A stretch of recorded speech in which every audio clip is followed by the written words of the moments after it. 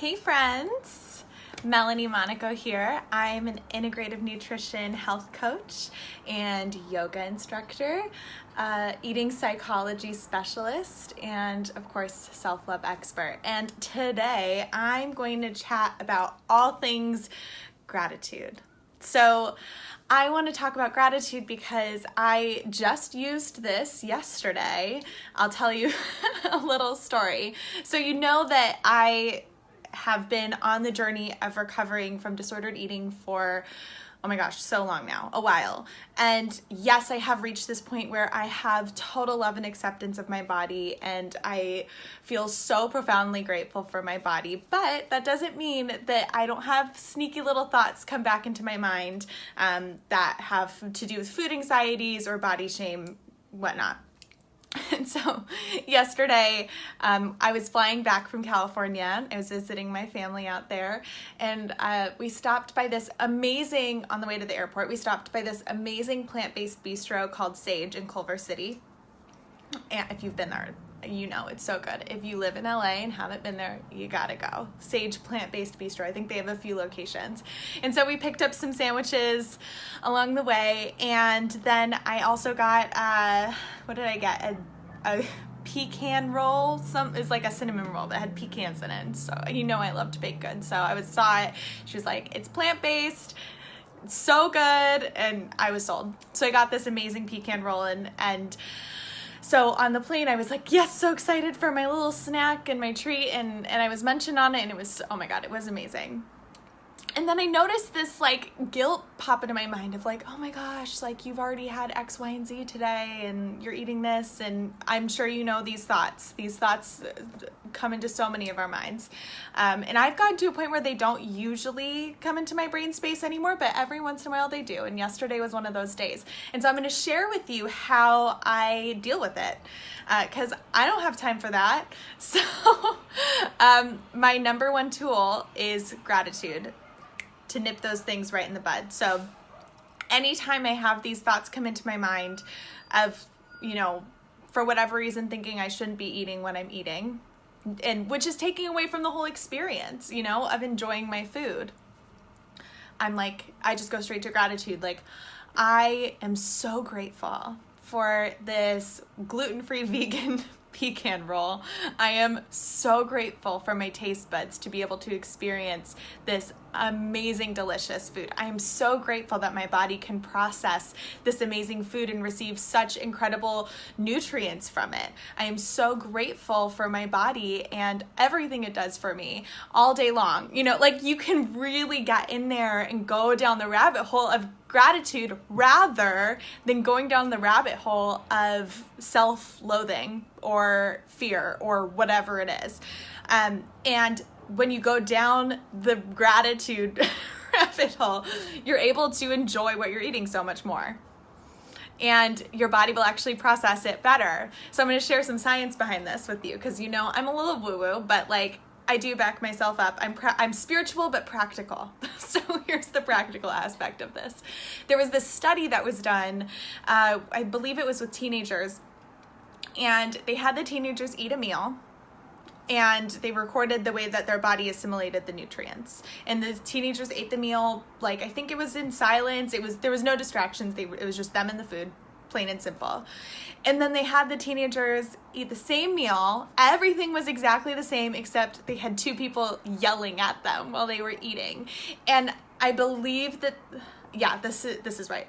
So the body assimilated like 75% less nutrients when they had people yelling at them, because the nervous system was obviously under attack, and the body had to then calm down the nervous system instead of focusing on digesting the food. So the way that I look at this in my own life is like, well, if I'm yelling at myself, my body won't process the food as effectively. And then the food could get stored in places I don't want it to be stored in, or it will just not be processed at all. I'm sure some of you have experienced little bouts of IBS or digestive problems, or just tummy upset because you are upset. The gut is the second brain, and this study proves that point.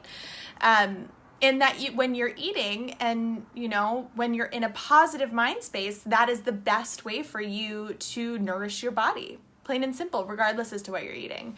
So gratitude creates the opposite space of that anger, guilt, fear, chaos, right? Gratitude immediately calms you down, immediately allows you to be present in your body and what you're eating.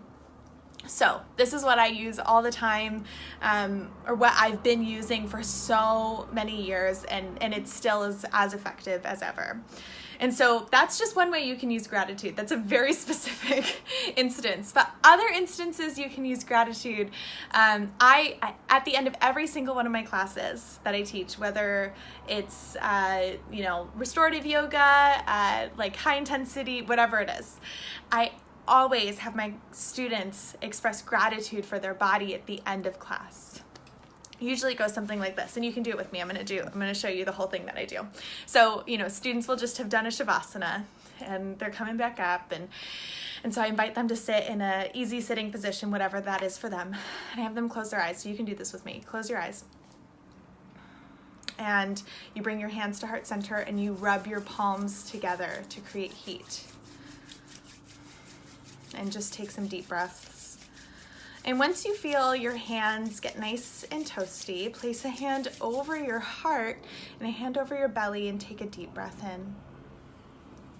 Feel the warmth radiate from your palms into your body, and take a moment to find gratitude for your body for carrying you through the last 60 minutes, 30 minutes, your last whole day.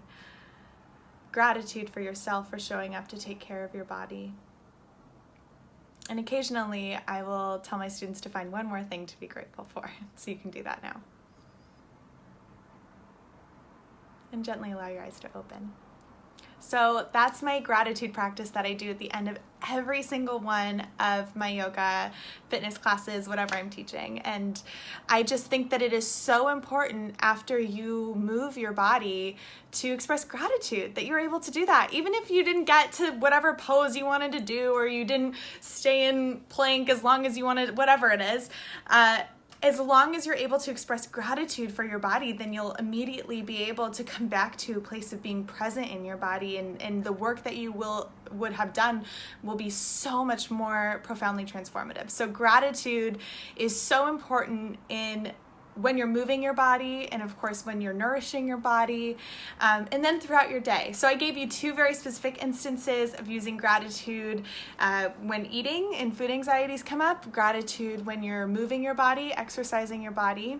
And you can even use it if you're like in class and you're like, I don't want to continue, or whatever thoughts come into your mind of like, this is painful. I mean, obviously if you're hurting yourself, don't hurt yourself. But if it's just resistance coming up, I am so grateful, I am so strong. Counter it with an amazing affirmation of strength. I'm so grateful for my body's strength. And then you will feel immediately better in your body. Hey, Lisa, immediately more connected to yourself. So you can use it in those two instances. Another way that gratitude comes up in my own self-care and self-love practices, I use it for manifestation. So again, I know this could be a little woo-woo, but I'm going to try to make it as practical as possible. Spiritual and practical. So when you exist in a state of radiating gratitude, and you are expressing gratitude to those around you for all the things that you have, you will just attract more abundance into your life. And this can be in a really practical context of like when you're going through your day and you are grateful, you're in a space of positivity, people will be positive back to you because you'll affect them. I'm glad you love this, Lisa. Thanks for being here. Yeah, people will respond with gratitude. We are all symbiotic. We're all working with each other's energy. When you're going about your day, you're affected by other people's energy. Other people are also affected by you. So you can be really proactive in the way that you move through your life by being grateful. So easy. It's such an easy way. And you can just list the things you're grateful for in the morning or anytime you feel anxious. Like sometimes, I'm in New York City, so sometimes when I'm on the subway and I get anxious on the subway, I will literally take out my phone and start making a note, writing down the things I'm grateful for, or you can just do it in your mind. And again, this is just going to immediately calm you down, immediately bring you to a space of connecting with your body and your heart, and will make the world a better place because all the people around you will be affected by your energy, and you'll be bringing good energy everywhere you go. So you can't go wrong with it, and it's so simple. So yeah, you can do it in your morning rituals. You can do it anytime anxiety comes up. You can do it before and after a workout, as I mentioned earlier, listing it in a journal, and it will make your experience day to day immediately better. So I hope this was helpful for you. I am grateful for you. I am grateful to be here right now, sharing all of my tips and tricks with you, and I do really hope this is helpful, and I will see you next time. So feel free to message me if you want me to chat about anything else ever. I love having conversations with you, and I'm grateful for you. All right, friends, I'll see you soon. Have a wonderful day. Mwah.